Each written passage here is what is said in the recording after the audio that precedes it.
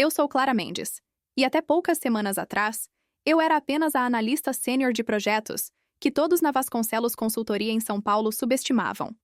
Meu escritório era uma pequena caixa de vidro na Avenida Faria Lima, um epicentro de ambição onde a fragilidade é vista como uma doença ainda pior do que a minha. A minha doença real, a fibromialgia, é uma condição crônica, invisível, que transforma a dor em minha sombra constante. Eu aprendi a viver com ela, a camuflar os dias de crise sob ternos impecáveis e sorrisos forçados, mas meu chefe, Júlio Vasconcelos, enxergava minha luta não como força, mas como a mais deliciosa das piadas. Júlio era o epítome do sucesso tradicional paulistano. Terno caro, cabelo grisalho perfeitamente penteado e uma arrogância que vinha de berço, não de mérito. Ele era o sócio-diretor que comandava a consultoria com punho de ferro e um riso seco e estrondoso, especialmente reservado para quem ele considerava fraco. A minha história com Júlio não começou com o desprezo, mas com a desconfiança. Desde que entrei, ele me testava, me colocava em situações limites, esperando que eu falhasse. Mas eu nunca falhava nos resultados, apenas ocasionalmente na energia. A fibromialgia, nos seus piores dias, me roubava a capacidade de concentração. Me obrigava a usar uma bengala discreta para caminhar ou a solicitar reuniões virtuais de última hora para evitar a exaustão física total. Eu sempre justifiquei, com problemas de mobilidade temporários, uma mentira branca que protegia a minha carreira da crueldade corporativa. Ele desconfiava, é claro. Sua misoginia sutil o levava a acreditar que eu era apenas uma jovem, forjando desculpas para trabalhar menos. Ele me chamava pelas costas de a Dama de Gelo. Não por minha frieza, mas por minha rigidez corporal nos dias de dor. E eu o odiava por isso, por ver minha dor como um defeito de caráter. Eu estava trabalhando há 3 meses no projeto mais importante da empresa, a reestruturação da gigante do varejo Império Moda. Era um contrato de milhões, a âncora do ano fiscal. Minha equipe, pequena e esgotada, dependia de mim para o próximo passo. Eu tinha passado uma noite inteira em claro, sob o efeito de analgésicos fortes, finalizando o relatório de viabilidade que seria apresentado na reunião das 9 da manhã. Cheguei ao escritório com a dor pulsando nos ossos, mas a mente afiada.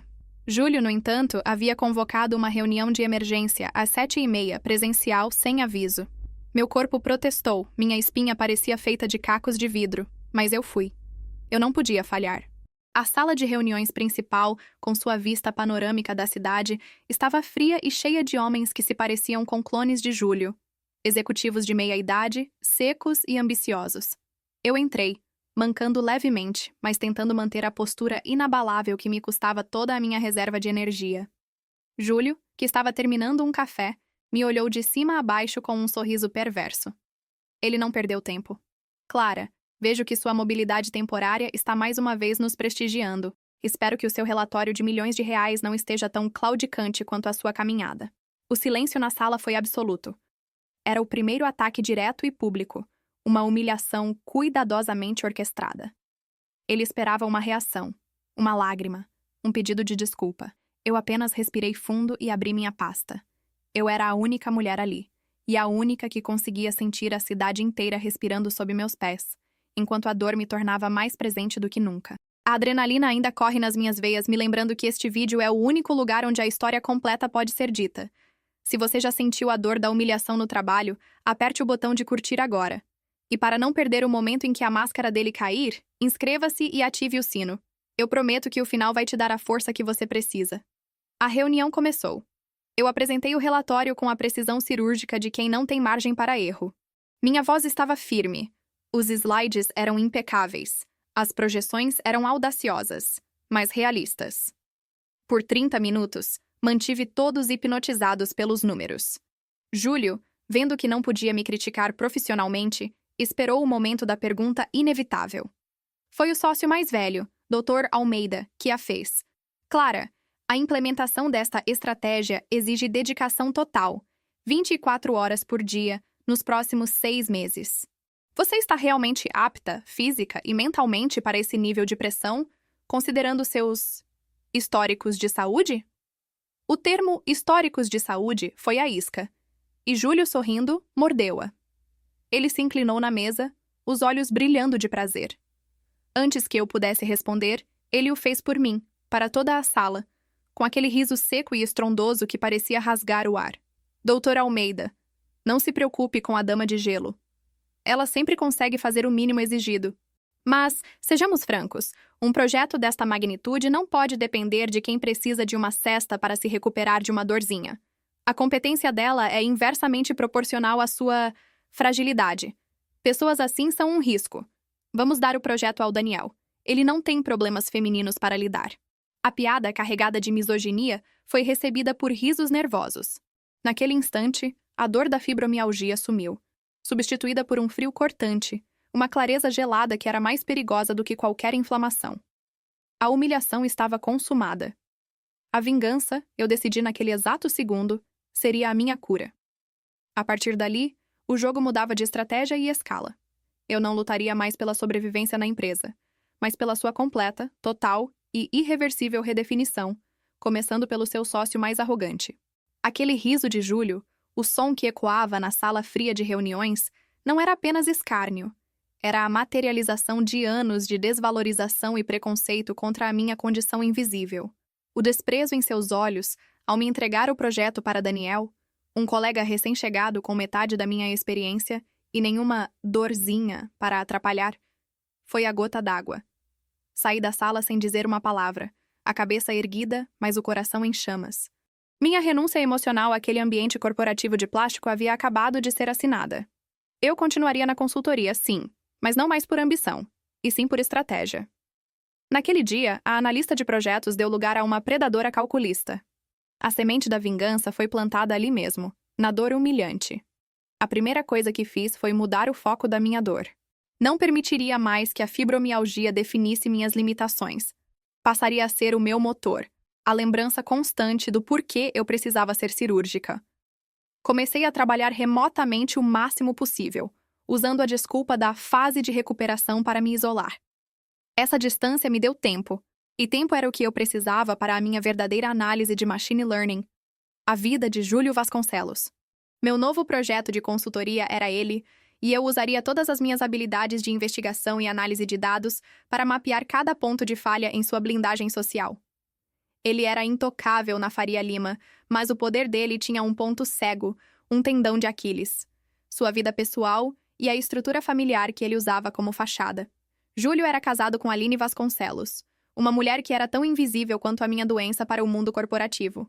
Nos eventos da empresa, Aline aparecia como um acessório elegante, sempre silenciosa, sempre a esposa impecável. Nas buscas superficiais, ela era definida como dona de casa e filantropa em tempo parcial. Mas minha análise não era superficial. Mergulhei nos registros públicos, redes sociais antigas e arquivos de mídia cultural de São Paulo. Descobri que Aline não era apenas uma figura decorativa. Antes de casar, ela era uma publicitária visionária, a mente criativa por trás de campanhas icônicas do início dos anos 2000. Ela havia abandonado uma carreira brilhante para cumprir o papel de esposa de sócio-diretor. Esse sacrifício, feito sob a égide do patriarcado corporativo de Júlio, já era uma falha no sistema dele. Mas o que me fisgou foi uma reportagem de 2012 em uma revista cultural. Aline era a curadora e principal financiadora de um pequeno projeto social no bairro de Perdizes, um centro de acolhimento e reabilitação artística para jovens com doenças crônicas ou degenerativas, como a minha.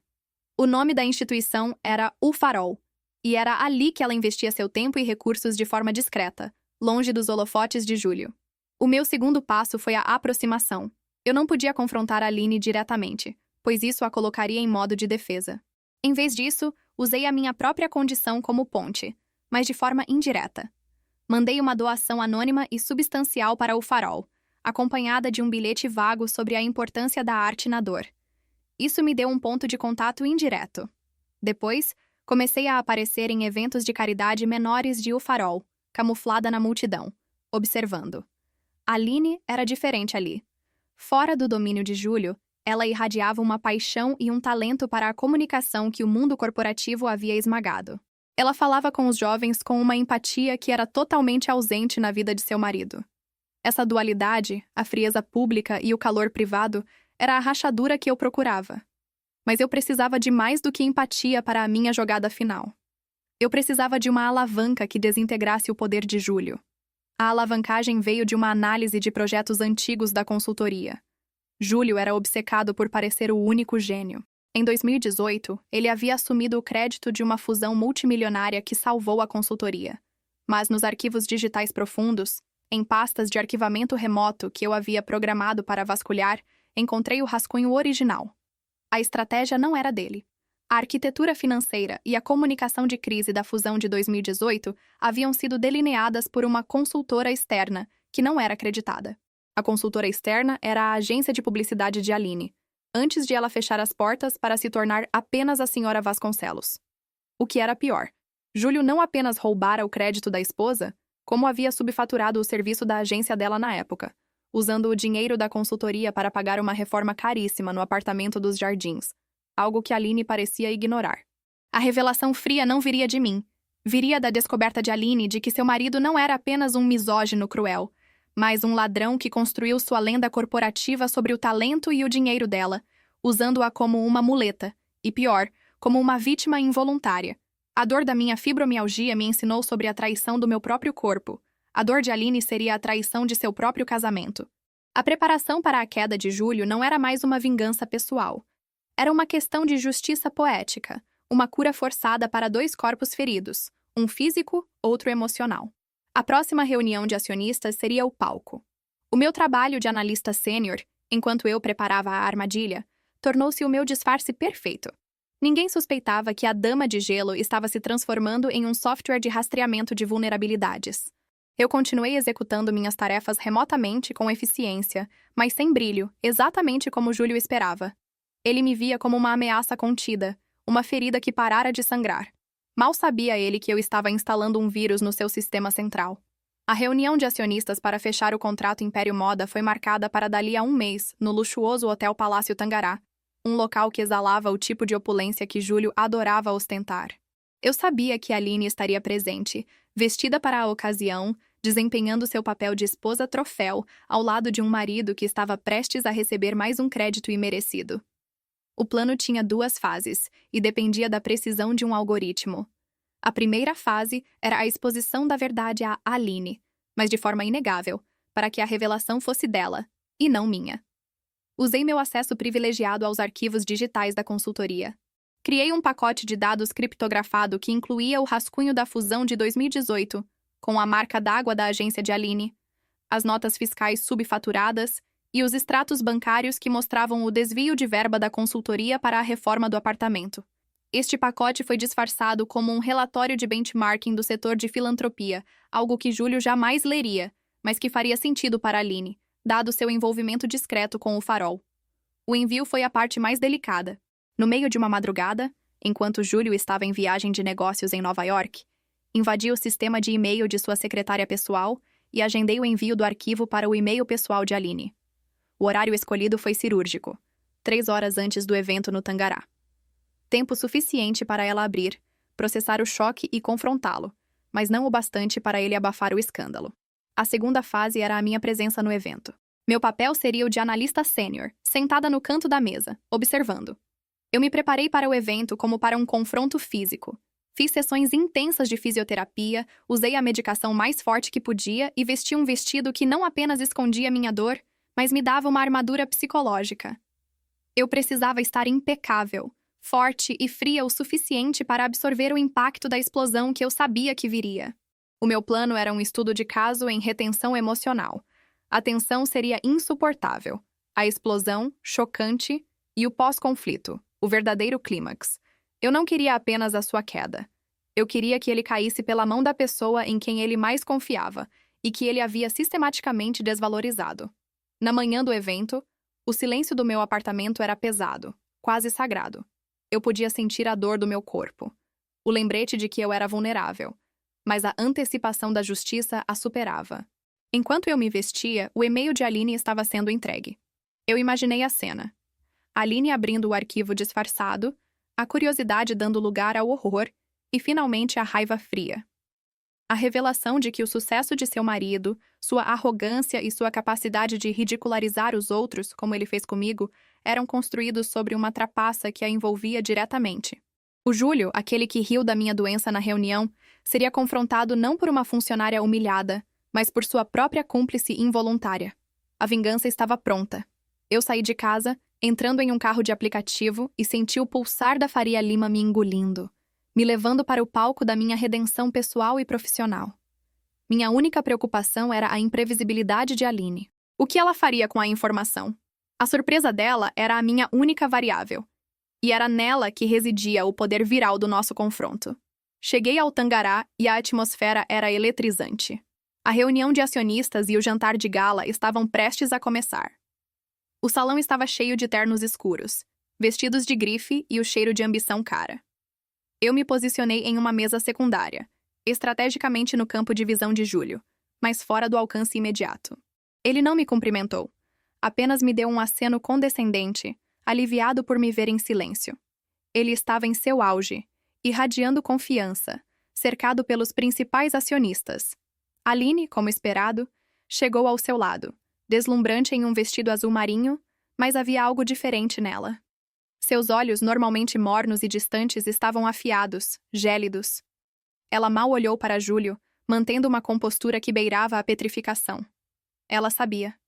Júlio iniciou a apresentação. Foi um show de egocentrismo. Ele detalhou o sucesso da Império Moda, assumindo o crédito pelo relatório de viabilidade que eu havia feito.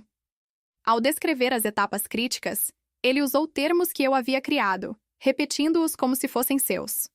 Eu o observei, mantendo meu rosto em uma máscara de profissionalismo tedioso.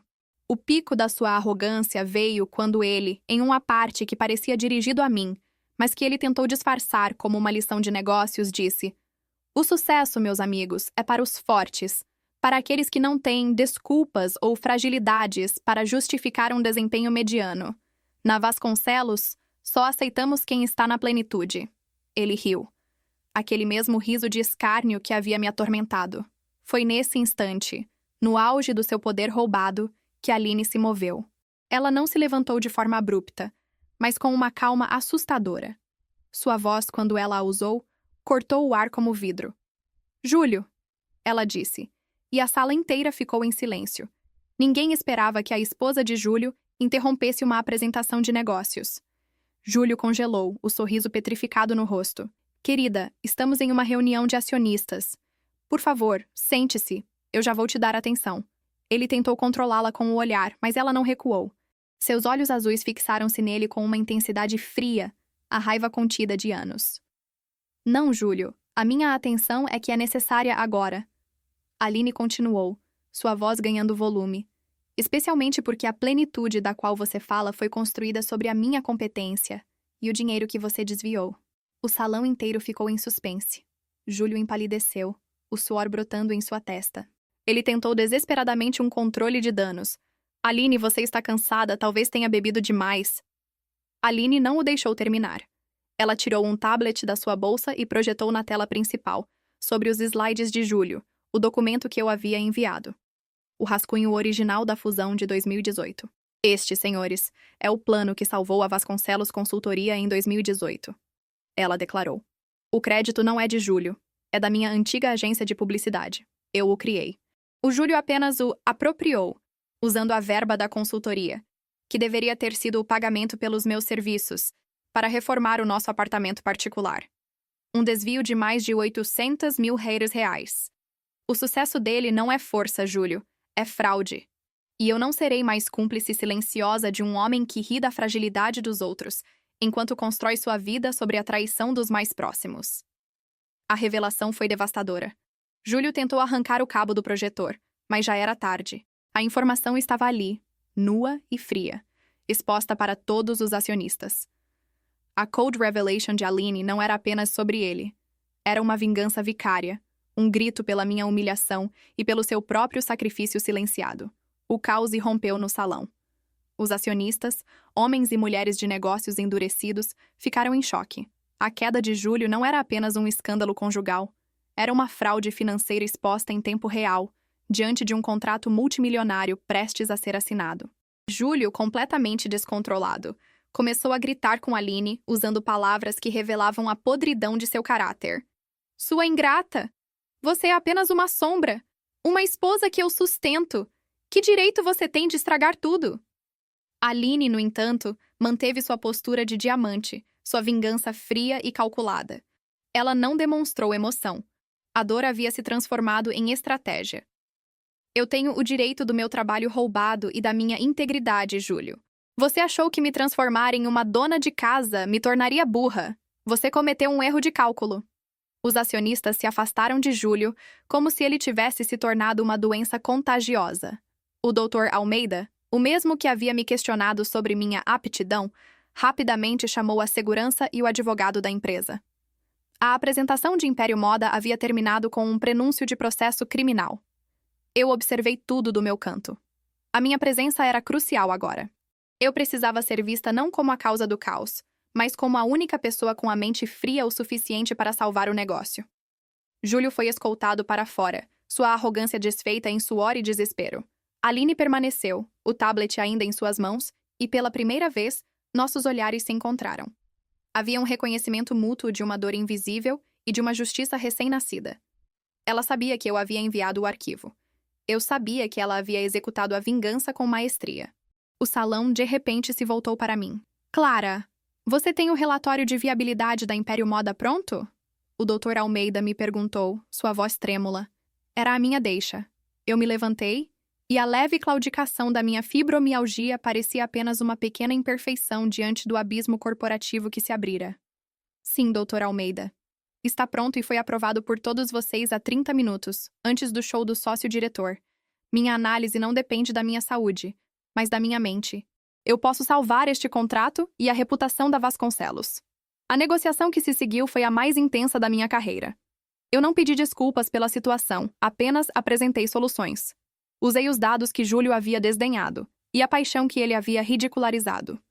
Em poucas horas, consegui a aprovação dos acionistas, não apenas para o contrato, mas para uma reestruturação imediata da liderança. O Dr. Almeida, sob pressão, me ofereceu o cargo de diretora de projeto sênior, com plenos poderes operacionais sobre o caso Império Moda e uma vaga no comitê executivo. Eu aceitei, mas com uma condição silenciosa. Júlio não teria mais voz na empresa. A vingança estava completa no plano corporativo. O homem que riu da minha doença foi derrubado por sua própria podridão. Mas a vitória era estranhamente oca. Eu havia usado a dor de Aline, o sofrimento dela, para garantir a minha ascensão. O sabor da vingança era doce, mas o custo humano era amargo. Minha próxima luta não seria contra Júlio, mas contra a frieza que a vingança havia me ensinado. A dor da fibromialgia ainda estava lá, mas agora eu tinha uma nova dor, a da consciência. O choque da minha ascensão foi imediato. Em 48 horas, Júlio Vasconcelos foi afastado por conduta inapropriada e má gestão de recursos, e uma auditoria interna foi instaurada. Daniel, o colega que ganhou o projeto Império Moda por não ter problemas femininos, foi rebaixado para minha equipe, o que me deu uma satisfação fugaz, mas logo entediante. O que me manteve acordada nas noites seguintes não foi a glória da vitória, mas a figura de Aline, a esposa fria, que fora forte o suficiente para desmantelar seu próprio casamento em nome da verdade, havia desaparecido no dia seguinte. Ninguém na empresa sabia de seu paradeiro, e Júlio, em seu isolamento raivoso, provavelmente não se importava. A vingança, eu descobri, é um processo de retenção de raiva que, quando liberada, deixa um vazio. Eu estava no topo, na sala de reuniões que antes era o palco da minha humilhação, mas me sentia mais exposta e cansada do que nunca. A fibromialgia parecia se manifestar com mais força, como se meu corpo estivesse reagindo ao estresse emocional dos últimos meses. Comecei a me questionar sobre o que realmente importava. Eu havia destruído um homem, mas não havia me curado. A minha dor crônica permanecia, e agora eu carregava o peso de ter manipulado uma mulher em sofrimento para atingir meus objetivos. O meu sucesso, de certa forma, ainda estava ligado à toxicidade de Júlio, à sua queda. Eu precisava de um ponto de ruptura, algo que transformasse a vingança em propósito. Minha mente, treinada em análise e estratégia, me levou de volta ao ponto de convergência de toda a história. O Farol, o centro de reabilitação artística que Aline mantinha. Eu sabia que, se ela estivesse em São Paulo, estaria lá, encontrando refúgio na única coisa que Júlio não havia conseguido corromper. Uma tarde, disfarçada e com a bengala que eu havia abandonado, dirigi até Perdizes. A fachada de O Farol era modesta, mas o interior era vibrante, cheio de cores e o som suave de instrumentos musicais. Na sala de pintura, ela estava lá. Não a Aline impecável do Tangará, mas uma mulher de jeans e blusa simples, com tinta nos dedos, rindo com um grupo de jovens. Nós nos vimos. O choque foi mútuo, mas não hostil. Ela me convidou a entrar. O silêncio entre nós carregado de tudo o que havia acontecido. Ela sabia que eu era a doadora anônima, a Clara da consultoria.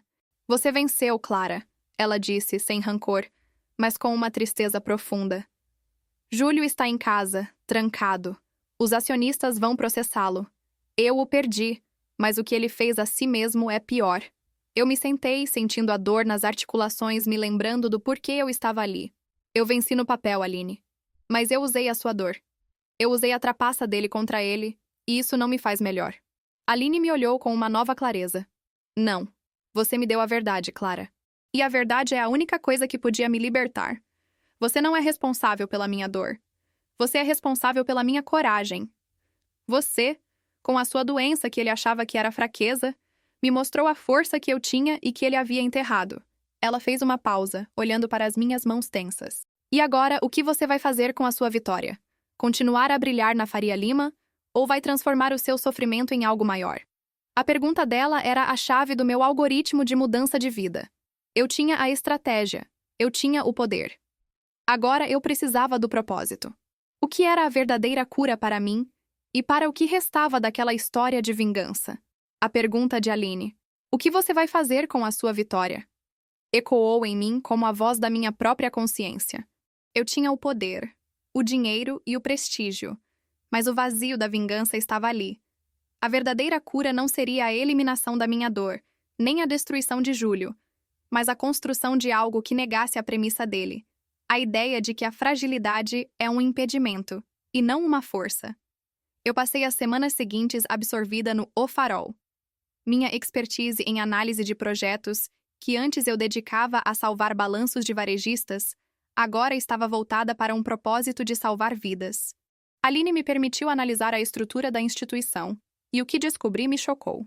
Apesar da doação inicial de Aline e de outros recursos, o Farol estava à beira da falência, vítima de má gestão financeira e de uma contabilidade amadora.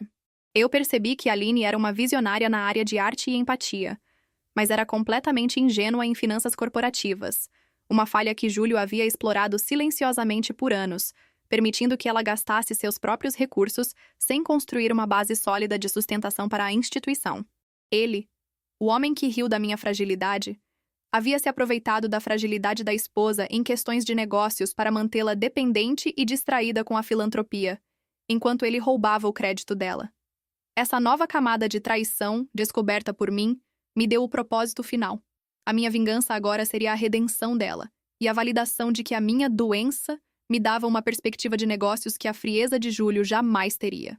Em uma reunião emocionante com o Conselho de O Farol, apresentei um plano de reestruturação de 30 páginas, mais detalhado e apaixonado do que o relatório da Império Moda. Eu propus usar o meu novo capital, oriundo do meu aumento salarial e bônus na Vasconcelos, para estabilizar a fundação e, mais importante, transformá-la em uma entidade de impacto social com sustentabilidade corporativa. A primeira etapa era a criação de um braço de consultoria social, onde a experiência e a rede de contatos de Aline seriam usadas para ajudar outras instituições de caridade a se profissionalizarem. Aline seria a diretora de criação e comunicação, finalmente dando valor ao seu talento. Aline hesitou, com medo de voltar ao mundo corporativo, mesmo que fosse no setor social. Eu a convenci com uma frase que Júlio havia usado contra mim. O sucesso, Aline, é para quem não tem desculpas. Use a sua dor, o seu sacrifício, não como uma ferida, mas como uma fundação. Júlio te roubou o crédito uma vez. Desta vez, vamos construí-lo juntas, à prova de roubo. Ela aceitou, seus olhos brilhando com a paixão que eu tinha visto nas reportagens antigas. O meu próximo movimento foi o mais ousado. Eu não podia ignorar o meu próprio sofrimento e o sofrimento alheio. A minha fibromialgia, que me conectara a Aline e ao O Farol, precisava de uma voz.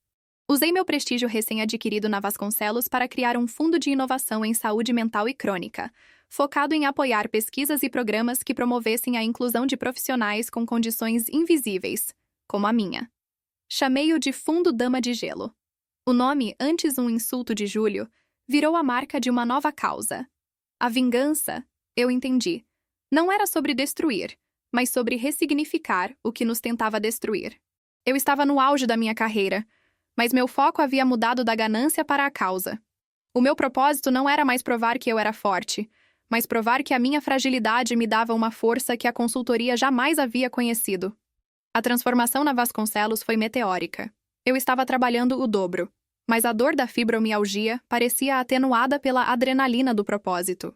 Minha posição como diretora de projeto sênior, com assento no comitê executivo, me dava a voz que Júlio havia me negado por anos. Eu usei esse poder não para ser vingativa, mas para ser implacável na ética. Todos os projetos suspeitos de Júlio foram auditados. A limpeza na consultoria foi profunda e necessária. Daniel, que tentou puxar meu tapete algumas vezes, foi rapidamente transferido para uma função menos estratégica, após a comprovação de que ele era apenas um fantoche de Júlio. A minha parceria com a Aline no O Farol floresceu. Em menos de 6 meses, transformamos a fundação em um modelo de governança e impacto. O braço de consultoria social dela estava prosperando, e Aline, finalmente livre da sombra de Júlio, era uma força criativa inegável. Ela usava sua experiência em publicidade para dar voz a outras instituições de caridade, cobrando um preço justo e transparente, provando que o talento dela valia milhões, ao contrário do que o marido a fizera crer. A parte mais difícil, no entanto, veio com o contato inevitável com Júlio. Ele estava em queda livre. A auditoria da Vasconcelos revelou mais do que o desvio de 800 mil.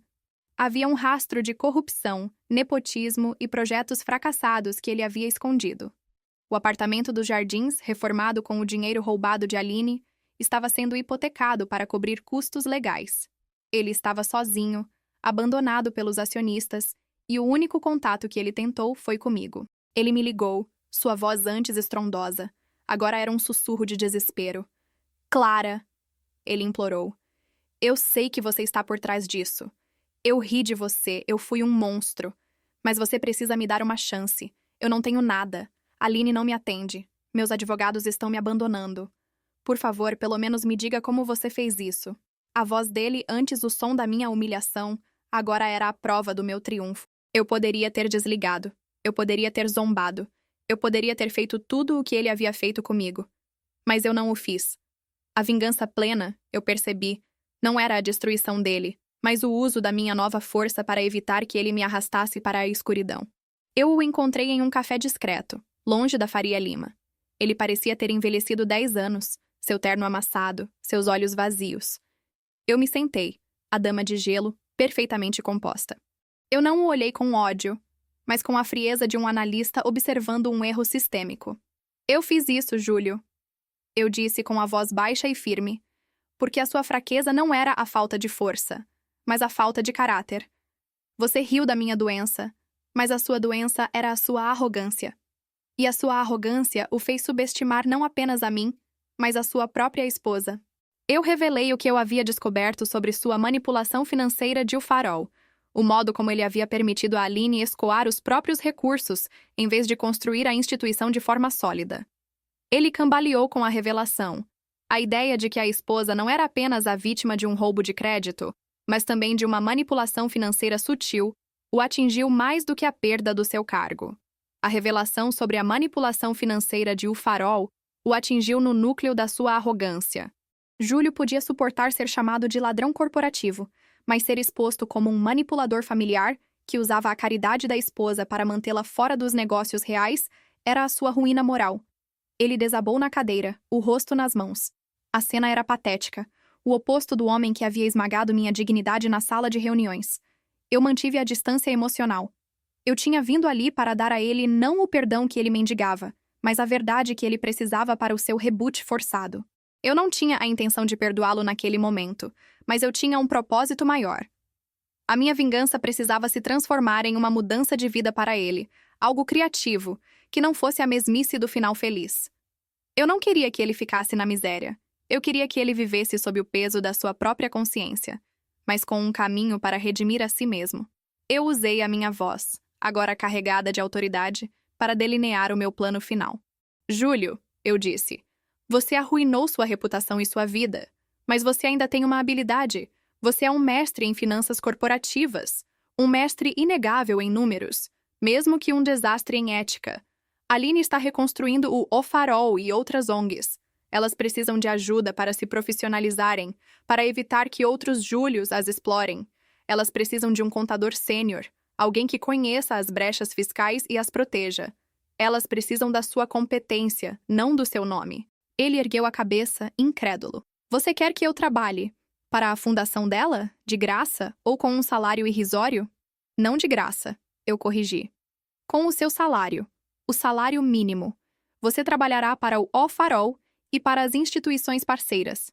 Você usará a sua mente para proteger as pessoas que você desprezou, os frágeis, os doentes, as mulheres que você subestimou. Você passará o resto dos seus dias corrigindo o seu maior erro, a falta de caráter. Você não terá o nome na porta. Será apenas o contador anônimo que trabalha para o setor social de São Paulo. Isso não é um ato de bondade, Júlio. É a única forma de você manter a sua dignidade e evitar um processo criminal por má gestão. É a única maneira de você conseguir o mínimo de paz na sua nova vida. A proposta o chocou até o silêncio. Era uma pena criativa, um exílio honroso, uma forma de usar o seu talento sem lhe dar o poder de destruir. Era o perdão disfarçado de justiça implacável. Ele olhou para mim, a dama de gelo, e eu vi um lampejo de gratidão fria em seus olhos. Ele não me agradeceu, ele apenas murmurou. Você é um demônio, Clara, mas um demônio que eu subestimei. Eu me levantei. Eu sou a sua cura forçada, Júlio, a sua chance de redenção, e é a única que você terá. Pense nisso, e quando decidir, procure Aline. Não me procure mais. Saí do café, deixando-o com a bomba da sua nova vida. Usar sua mente brilhante para proteger aqueles que ele havia zombado. A vingança estava completa, não na destruição, mas na sua redefinição. A última parte da minha história se desenrola com a paz que a justiça traz. Uma paz complexa, nunca simples. 8 meses se passaram desde o confronto no café. A Vasconcelos Consultoria estava estabilizada. E eu, Clara, consolidada como uma das principais diretoras, a voz da ética e da inovação. O Fundo Dama de Gelo já havia financiado 2 grandes pesquisas sobre doenças crônicas em ambiente de trabalho e estava transformando a cultura da empresa. A minha fibromialgia ainda existia, mas eu a gerenciava com a disciplina de uma estrategista e não mais com a vergonha de uma vítima. O que aconteceu com Júlio? Ele aceitou. Não por amor ao próximo, mas por medo da ruína total e, talvez, por um pequeno vislumbre de que essa era a única forma de Aline aceitá-lo minimamente de volta em sua órbita. Ele se tornou o contador anônimo do Farol. Ele não tinha mais o terno caro, mas estava nos fundos do centro de reabilitação, usando sua mente de gênio financeiro para otimizar os recursos de dezenas de ONGs. Ele ainda era o mesmo homem arrogante por dentro, mas sua energia destrutiva havia sido canalizada para a proteção. Ele salvou o Farol de uma fiscalização ruinosa e se tornou o guardião implacável de outras instituições de caridade de São Paulo. A ironia era deliciosa. O homem que riu da fragilidade agora era o protetor dos fragilizados. Ele não tinha mais poder, mas tinha propósito. Aline e eu nos tornamos sócias silenciosas em causas sociais. Nunca amigas, mas com um respeito inabalável. Ela havia perdoado. Não as ações de Júlio, mas a si mesma, por ter sido cega por tanto tempo. Ela estava curada da sombra dele. O que aconteceu entre eles dois não foi um retorno romântico. Foi um novo tipo de arranjo familiar, baseado não no amor, mas no trabalho e no respeito mútuo. Eles estavam juntos, mas ele a servia com a sua competência, em vez de dominá-la com o seu ego. Ele estava em dívida, e ela era a sua credora de propósito. O meu momento mais revelador aconteceu em uma tarde de outono, durante a inauguração de uma nova ala do Farol. Eu estava lá, como a principal patrocinadora. Aline fez um discurso emocionante, sem mencionar Júlio ou a mim. Ela falou sobre como a arte e a resiliência podem surgir das feridas. No final do evento, vi Júlio de longe, na penumbra, checando as planilhas financeiras.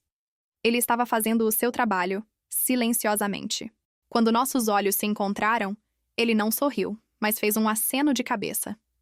Não um aceno de chefe para empregada, mas um aceno de reconhecimento entre 2 pessoas que haviam lutado uma batalha épica e, no fim, haviam encontrado uma forma de coexistir, de curar suas próprias doenças usando o sofrimento um do outro. Minha vingança foi a minha cura. Ela me tirou do papel de vítima e me colocou no papel de agente de mudança. A verdadeira vitória não foi ter derrubado o meu chefe. Foi ter construído um legado a partir da minha própria fragilidade, provando que a dor, quando canalizada, é o mais potente motor de transformação.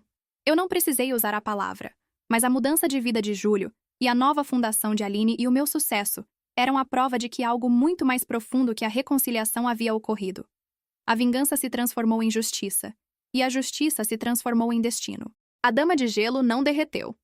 Ela se tornou uma força da natureza, usando a frieza da análise para aquecer o mundo.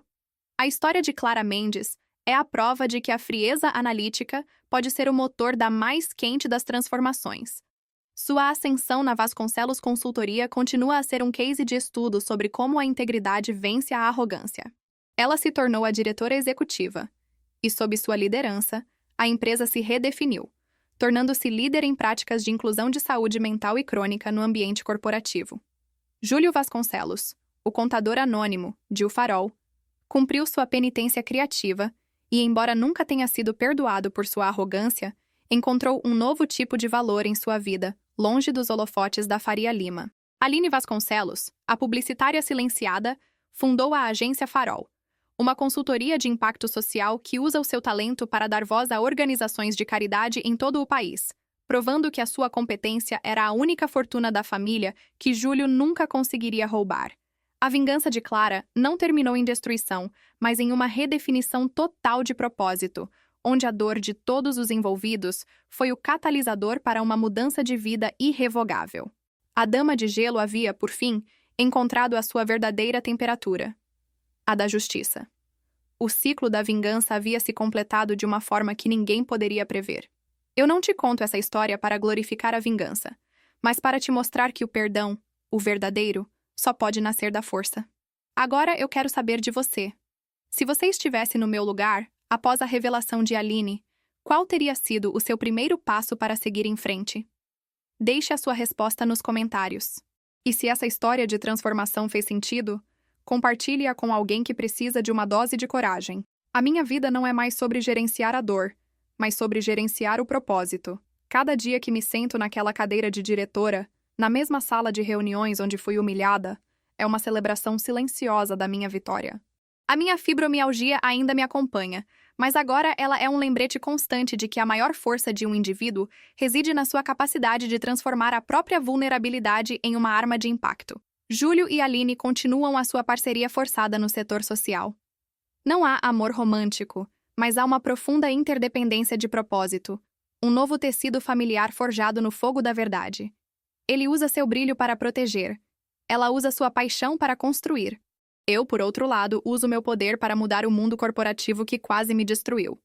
O meu legado não é o contrato Império Moda, mas a prova de que a humanidade e a ética são os únicos balanços que realmente importam. A Dama de Gelo agora é a guardiã de uma nova era, e o meu triunfo não é apenas a minha ascensão, mas a redefinição da própria palavra sucesso. Eu havia chegado ao ponto onde a vingança se torna irrelevante. O meu foco era no crescimento do fundo Dama de Gelo e na expansão do O Farol. Aline, agora com a agência Farol consolidada, me procurou para uma parceria formal entre a Vasconcelos e a sua agência, provando que nossa conexão de propósito era mais forte do que qualquer laço de sangue ou casamento. O nosso pacto não era de amizade, mas de respeito mútuo e de uma aliança inquebrável contra a corrupção e a arrogância corporativa. Júlio, em seu isolamento, era a prova viva de que o castigo mais eficaz é a obrigação de fazer o bem. Eu o via ocasionalmente, em reuniões de prestação de contas do fundo. Ele não me olhava mais com ódio, mas com uma resignação profunda, a aceitação de que seu destino era servir à causa que ele havia zombado. A ironia da minha vida era a sua penitência, e a minha vitória era a sua redenção. O meu caminho e o de Júlio se cruzaram uma última vez de forma significativa. Ele precisava de uma consultoria jurídica urgente para um caso complexo de fraude fiscal em uma das ONGs que ele protegia. Ele me ligou, hesitante. Clara, eu sei que não tenho o direito, mas preciso do seu contato de confiança. Eu sorri ao telefone. A minha resposta não foi sobre vingança, mas sobre responsabilidade. Não farei isso por você, Júlio. Farei pela ONG que você está protegendo. A minha ética está acima da minha dor por você. Eu dei a ele o contato. Eu não o ajudei a se salvar, mas o ajudei a proteger aqueles que precisavam dele.